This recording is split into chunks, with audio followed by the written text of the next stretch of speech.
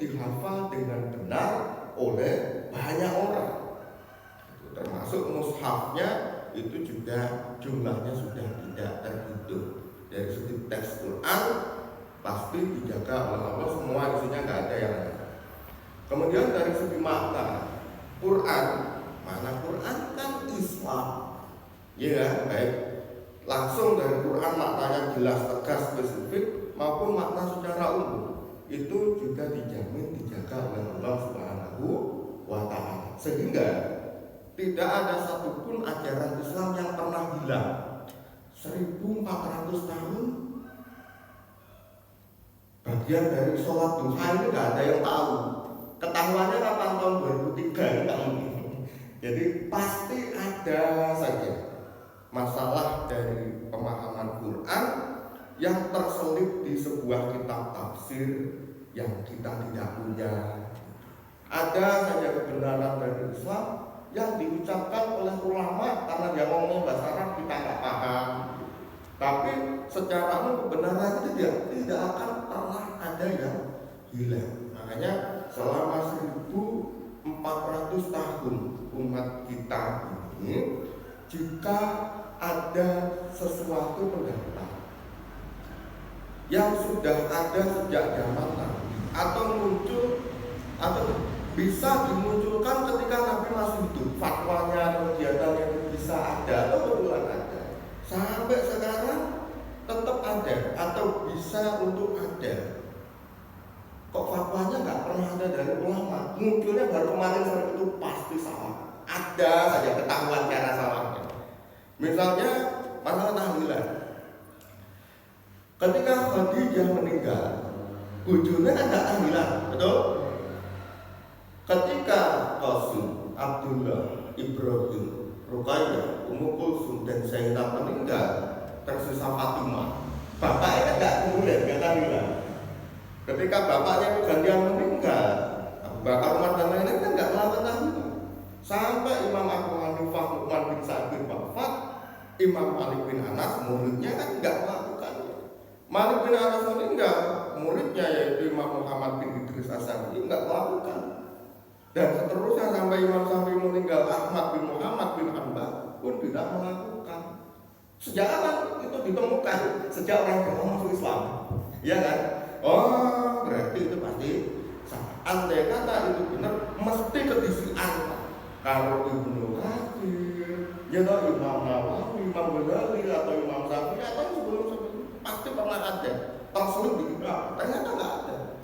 Dan ternyata dalilnya apa? Ya caranya ya, dalilnya adalah statement yang dinisbahkan kepada tabi'in namanya Taus bin Kaisan, mengatakan orang mati di alam kubur itu disulah maksudnya diuji. Pertanyaan alam kuburnya itu 7 hari, maka bersedekahlah atas nama mayit selama 7 hari itu. 7 hari itu harus ini. Katanya seperti itu. Pertama, itu bukan sabda Nabi, bahkan bukan ucapannya sahabat. Yang kedua, dinisbatkan kepada Taus bin Kaisan, pun dengan sanad yang terputus, yang secara ilmu hadis itu lemah. Taus bin Kaisan nggak pernah ngomong begitu. Tapi seandainya kita bilang ini sahih, bukan hanya ke Taus bin Kaisan, tapi sahih ke Nabi Muhammad SAW. Bukankah orang yang mengamalkan ini katanya menolak hadis ahad dalam hal akidah? 7 hari mayat di kuburan ini kan akidah, katanya hadis ahad. Jadi pasti ada konyolnya seperti itu. Atau misalkan 1400 tahun tidak ada orang mengatakan sedekah subuh atau sedekah pagi. Jenengan cari ya Pak, literasi jenengan tok menabeh orang menabeh. Ulama mengatakan sedekah pagi atau sedekah subuh 1400 tahun nggak ada yang bikin, kecuali membuat konten di ini gitu. Ya itu juga pasti salah, karena keutamaan sedekah subuh mungkin diucapkan oleh Rasul, sahabat, ulama madhab dan seterusnya. Mereka nggak pernah ngomong gitu. Kok hari ini ngomong itu pasti salah. Ternyata diruntut-runtut. Di antara dalilnya adalah bakiru bis sodako, berbagi harilah dalam sedekah. Hadisnya palsu, semua ulama sepakat. Itu mesti kondol kan? Atau misalnya berdalil dengan hadis sahih riwayat Bukhari. Kalau pagi 2 malaikat turun, satu berdoa, Allahumma a'ti munfiqan khalafa. Ya Allah, berilah ganti kepada orang yang infak. Oh, mendoakannya pagi, berarti sedekahnya pagi. Enggak ada orang yang berdoa lagi itu pasti salah. Kenapa? Diruntut lagi, ternyata di riwayat lain yang juga sahih oleh riwayat Ibnu Hibban menyebutkan malaikat berdoanya sore.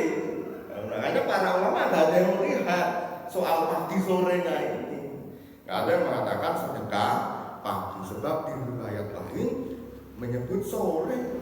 Bahkan hadis ini yang jelas menyebutkan ketika pagi malaikat ada yang turun berdoa. Kan nggak ada ulama mengatakan dianjurkan berdoa ketika pagi.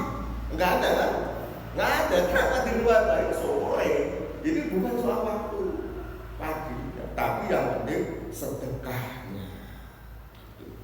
Jadi ketika orang mengatakan sesuatu yang berkaitan dengan substansi ibadah yang 1400 tahun nggak ada yang mengatakan, itu pasti salah dalam bentuk yang kondol bahkan. Termasuk dalam hal yang seperti itu. Sebetulnya saya nggak ingin komentar panjang, cuma saya kan kajul posting atas nama majelis arti, ukur rambut itu, posting atas nama tajik pakai saya bantah bolak-balik. Berarti kan harus dibahas offline, bisa orang yang ini bawa literasi bawa ke sini. Kita bicara secara ilmiah, aduh kopas ngomong mau coba buku ini dulu, ini nggak ada habisnya. Bawa aja literasinya, kita baca bersama. Ini berkaitan juga ini dengan masalah potong kuku dan rambut. 1400 tahun ulama nggak ada ngomong itu kuku dan rambutnya kambing. Kok hari ini baru muncul kambing, rambutnya kambing, kukunya kambing? Itu pendapat pasti bukan masalah khilafiyah, bukan ijtihadiyah, tapi orang pasti salah. Karena 1400 tahun tidak pernah muncul yang konsekuensinya kan seperti mengatakan Rasul nggak tahu, sahabat nggak tahu, Muhammad nggak tahu, dan seterusnya. Bahkan di ilmu usul fikih itu dikatakan bahwa jika selama ini para ulama berbeda pendapat, hanya 2 pendapat A dan B, sedekap begini atau begini, itu adalah ijma, kesepakatan ulama bahwa yang benar kalau enggak A ya pasti B, kalau enggak B ya pasti A. Tidak mungkin ada pendapat ketiga yang baru ditemukan kemarin sore. Saya sama Allah beli makan muda begini enggak mungkin. Sama Allah beli makan muda pasti salah. Karena seperti mengatakan 1400 tahun kebenaran sempat ada yang tidak dijaga oleh Allah. Ketahuan baru sekarang lewat seorang itu ya. Nah, kita ngomong tentang dengan suku. Saya mengatakan bahwa semua ulama yang membahas masalah berkaitan dengan hal ini selalu mengatakan bahwa yang dimaksud dengan kuku dan rambut yang dilarang dipotong untuk shahidul kurban itu adalah untuk shahidul kurban, bukan hewan kurbannya. Dari dulu para ulama membahas itu hanya tentang 1, 2, 3, 4, 5, 6 atau 7 tema atau sekitar itu. Yang jelas mesti bicara tentang kuku dan rambutnya shahidul kurban. Ada yang membahas dari segi hukumnya, ada yang mengatakan haram, makruh, dan mubah. Itu yang mesti arahnya ke kukunya atau rambutnya orang yang akan berkurban. Hikmahnya, ada yang mengatakan hikmahnya adalah agar orang yang berkurban itu mirip dengan orang yang haji. Orang haji ketika ihram kan nggak boleh potong kuku dan rambutnya orang itu kan. Ya kan, bukan kuku dan rambutnya hewan hadiunya kan, damnya itu. Ya kan, kalau orang haji harus bayar dam, tak boleh potong kuku rambut. Yang dilarang dipotong kuku dan rambutnya hewan dam atau orang hajinya.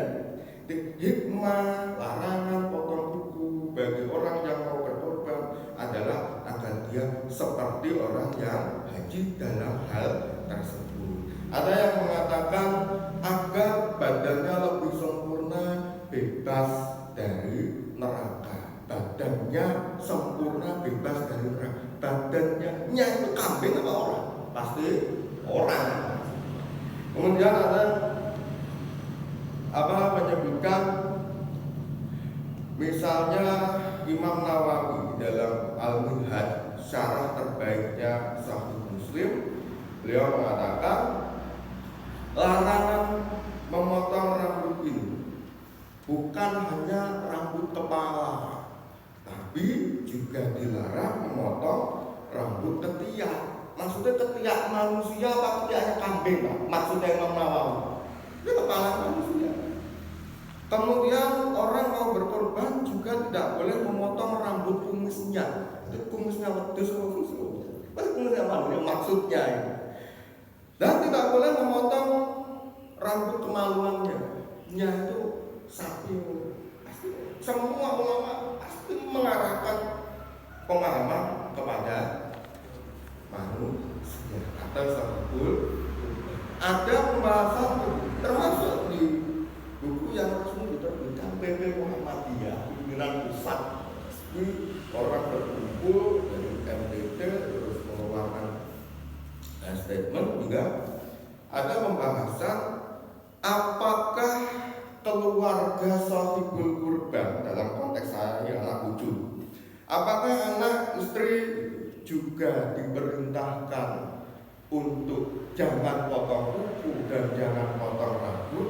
Jadi apakah keluarga juga dilarang? Berarti kan kalimat itu mengatakan sahibul kurbannya pasti dilarang. Maka ada pembahasan apakah keluarganya juga dilarang. Begitu seterusnya. Semua kitab sahih yang menjelaskan Sahih Muslim. Ada misalnya karya ulama Ethiopia. Asal Ethiopia itu tinggalnya Mekah, Darul Hadis Mekah. Itu judulnya Al-Bahrul Muhit Tajjar Bisa Sahih Muslim Ibnu Hajar. Kemudian ulama India Syekh Safiur Rahman Al-Mubarakpuri dalam kitabnya judulnya Minnatul Mukim Bisa Sahih Muslim, dan semua sedunia selalu mengatakan arahnya itu ke rambut dan kukunya sahibul kurban. Termasuk di kitab fikih 4 madhab pun yang baik itu kitab Al-Mughni, kitab fikih terbesarnya madhab Hambali kan Al-Mughni, Al-Minhaj, majmu'nya Imam Nawawi, dan semuanya. Ada yang mengatakan makruh, ada yang mengatakan haram, bahkan yang mengatakan boleh. Madhab Hanafi pun tetap maksudnya adalah boleh potong kumisnya. Soal itu terus. Mengapa semua ulama dengan mudahnya kompak setuju kalau yang dituju oleh hadis larangan potong kuku dan rambut itu adalah kuku dan rambutnya sahibul kurban? Karena ada kisahnya. Mengapa hadis larangan potong kuku dan rambut kok sampai ke kita? Ada peristiwa baru hadis itu diceritakan di Sahih Muslim. Kita misalnya ambil syarah terbaiknya Sahih Muslim, yaitu yang karya Imam Nawawi. Dia mengutip dari Sahih Muslim bahwa ada orang bernama Amr bin Muslim.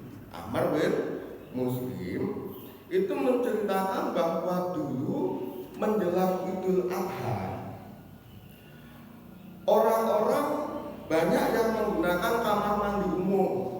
Ya, karena air sulit di padang pasir kan, mungkin ada kamar mandi umum itu, toilet umum, hotel di bahasa kita. Nah, di kamar-kamar mandi umum itu orang-orang menggunakan benda namanya naurah, ramuan atau obat untuk merontokkan bulu kemaluan biar tulangannya lebih bersih. Kira-kira kemaluannya manusia kambing. Yang dimaksud orang menggunakan perontok bulu kemaluan di kamar mandimu itu merontokkan bulu kemaluannya manusia apa kambing? Manusia kan? Bisa nggak orang kambing? Nggak salah nalar kambing kamu. Itu pasti untuk manusia. Lalu diceritakan kepada Imam Sa'id Ibnu Musayyib, tabi'in terbaik versi penduduk Madinah.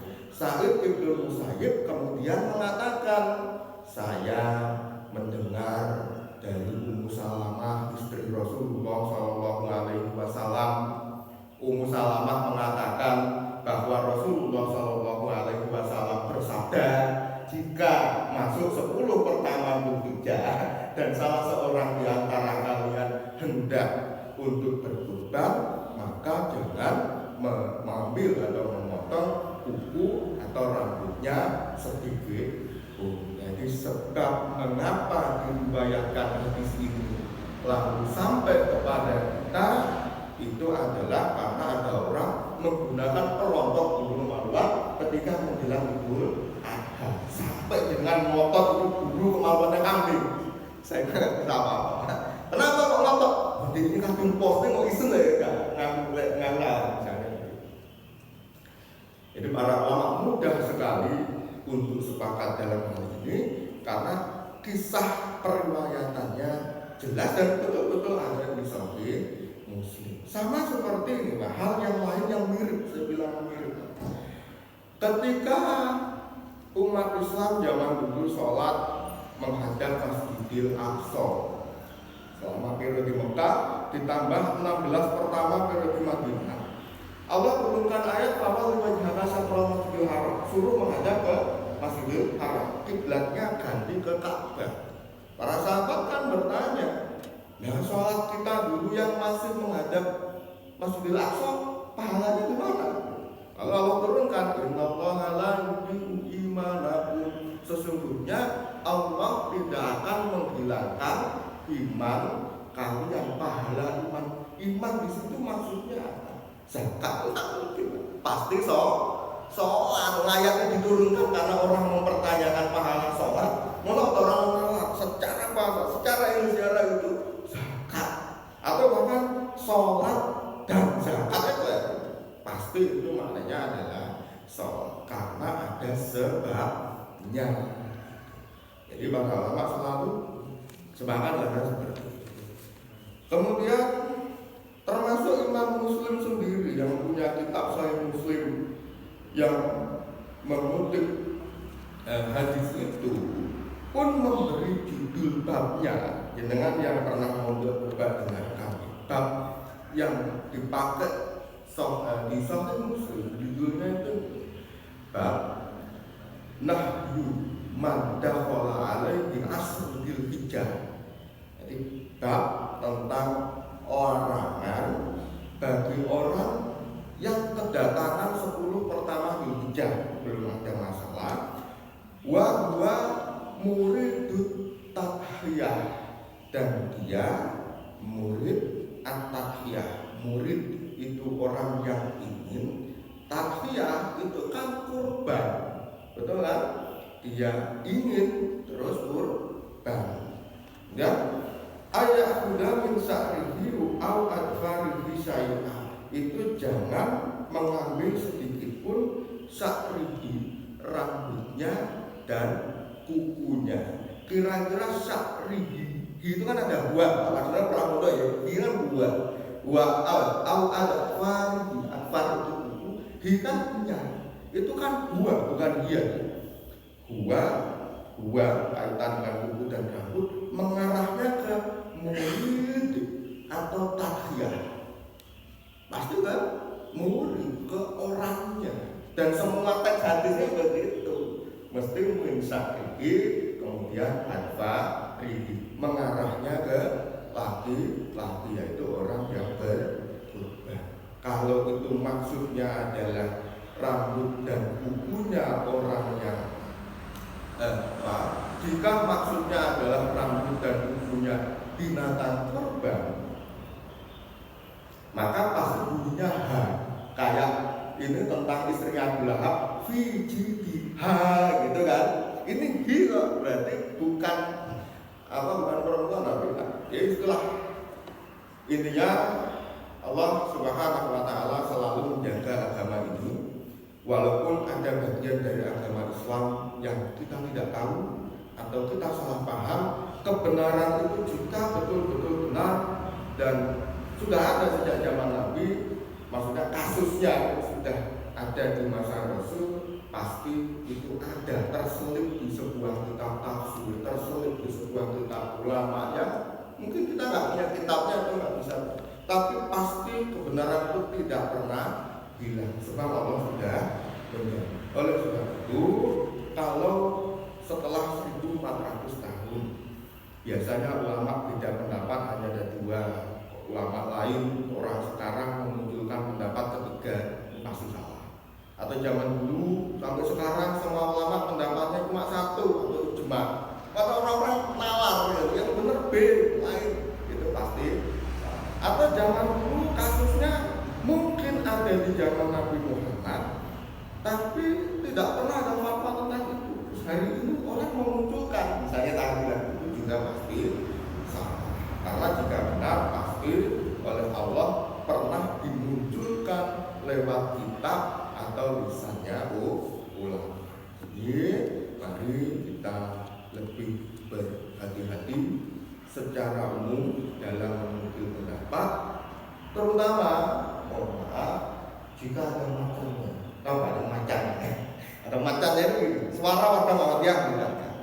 Kalau ada orang posting berita kalau simpulan keturunan PKI, itu kan ada orang di grup itu yang mudah untuk saya searching kok ternyata kok ya kan bantah di grup itu. Orang yang posting itu dibantah kan pasti malu, kan ya? Jadi orang kan lebih berhati-hati. Nah kemudian di dalam masalah agama, khususnya di bidang hadis, ternyata kan ada orang yang juga seperti itu. Dan punya riwayat ngaku wong mengaku ngake, tahu nggak? Udah kalau kamu benar, terang mau dapatkan. Jadi kalau orang yang nggak pernah baca buku, nggak bisa baca kitab, pasti nggak bisa jawab. Pasti malu. Kalau saya pasti malu. Nah daripada hal seperti itu terjadi, itu kalau saya menyarankan untuk lebih berhati-hati, terutama dan jelas-jelas ini macannya udah posting kalau saya posting B terus nggak siap itu Pak mending dia anggaplah B ini dikonsumsi sebagai pendapat pribadi, saya tidak siap konfrontir, berarti tidak usah mengatakan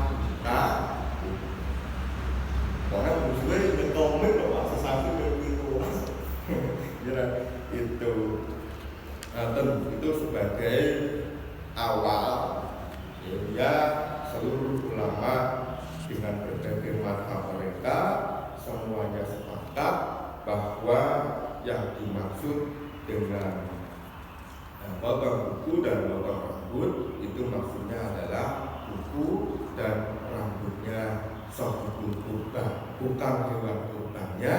Bahkan keluarga dari sahibul kurban pun juga tidak, dari segi bahasa, dari segi periwayatan hadis. Mengapa hadisnya kok ada di Sahih Muslim? Karena ada kisah orang merokokkan bulu maut. Pasti itu bulu mautnya manusia. Tidak ada orang yang punya maksud untuk merokokkan bulu kemaluan binatang kurban, orang aja. Nah, kita akan bahas sedikit aja, sekedar formalitas. Karena kemarin Kamis saya kan sudah mengatakan insya Allah kajian yang Ahad pagi kita akan bahas Riyadhus Shalihin. Jadi meskipun tema yang ada di Riyadhus Shalihin pernah saya bahas beberapa tahun lalu, sudah lama, itu kok ada di Riyadhus Shalihin masih akan dibahas lagi. Kenapa? Karena saya mulai bingung menyampaikan apa lagi ya. Daripada bingung, ikut aja ke kitabnya. Bab pertama niat dibahas niat, bab kedua misalnya taubat dibahas tentang taubat dan seterusnya. Dikit aja ya formalitas. Berkaitan dengan bab ikhlas wa niat, bab tentang ikhlas dan menghadirkan niat, pentingnya ikhlas dan pentingnya menghadirkan niat dalam segala ucapan dan perbuatan. Ikhlas secara bahasa artinya memurnikan. Kalau orang misalnya bikin keris, itu kan besi dipukul-pukul, dibakar, dipukul-pukul untuk menghilangkan keraknya, biar murni besi, murni baja. Itu adalah upaya mengikhlaskan keris atau besinya itu dari bahan-bahan lain. Begitu juga ikhlas ibadah kepada Allah, artinya adalah kita memurnikan ibadah itu menjadi hanya karena Allah Subhanahu wa Ta'ala. Ikhlas adalah atau niat, ikhlas atau niat itu adalah hal yang paling diperintahkan oleh Allah, sekaligus juga paling fair. Kalau sedekah, aduh banyak sedekah, sugih kalau warat kan langsung terlihat bedanya. Atau misalnya jihad yang basicnya memberani dan kuat, dan dengan yang lemah itu langsung terlihat bedanya. Tapi kalau yang menjadi perintah utama adalah niat ikhlas karena Allah, itu paling adil, semua bisa bersaing dengan fair. Walaupun miskin, tidak mampu berkorban, tapi sebetulnya ingin sekali untuk berkorban, sudah mulai nabung, mau hari H uangnya masih nggak cukup.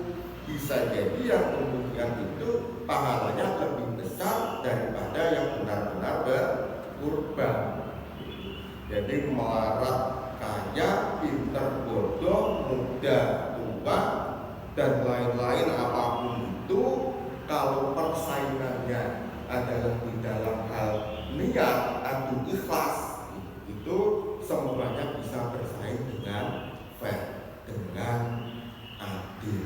Makanya ya karena Allah Maha Adil, yang paling diperintahkan adalah ikhlas. Di surat Al-Bayyinah ayat ke-5, Allah kan sempat ngomongin tentang ahlul kitab. Wa man farqala ahlul kitab itu, ahlul kitab adalah Yahudi dan Nasrani. Dan Allah berfirman, wa ma umiru illa liya'budullaha mukhlishina lahud-dina hunafa. Tidaklah mereka, karena barusan ngomongin Yahudi dan Nasrani, maka maksud di ayat itu awalnya adalah Yahudi dan Nasrani saja.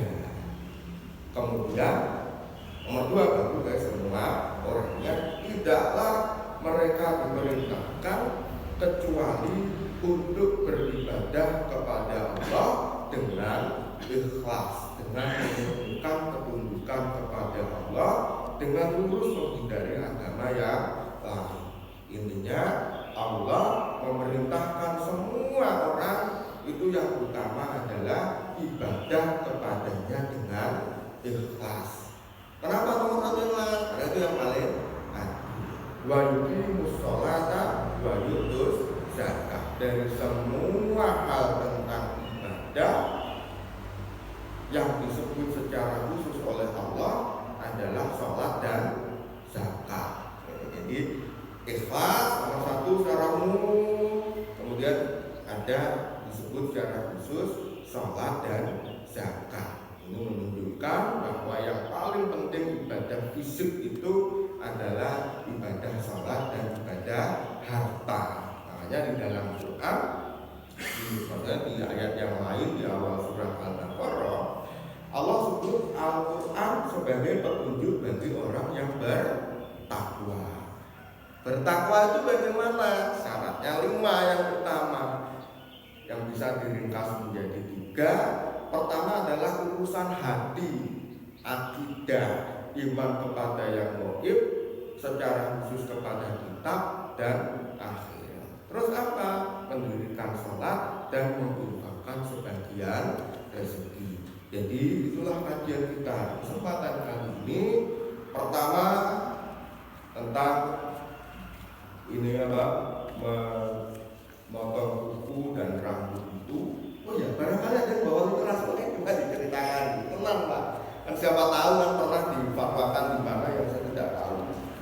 Di belakang ada yang kalau nggak ada berarti ya sangat sepakat gitu. saraf fakir muslim begitu, semua kita pikir begitu, kok baru ditemukan tahun 2021 enggak? Itu pasti. Kemudian masalah ikhlas ini, ikhlas adalah hal yang paling diperintahkan oleh Allah dan paling adil. Mau kaya, miskin, pinter, bodoh, muda, tua, dan seterusnya, kalau standar lembahnya adalah ikhlas, semuanya bisa bersaing dengan adil. Bisa jadi dengan itu tidak bisa haji, tapi niatnya haji bisa dapat pahala lebih banyak daripada orang yang haji tapi niatnya riya. Terus jangan lupa selain ikhlas secara umum, khususnya dalam hal sholat dan infak atau ibadah dengan harta. Subhanallahumma wa bihamdika asyhadu an la ilaha illa anta astaghfiruka wa atubu ilaik. Wassalamualaikum warahmatullahi wabarakatuh.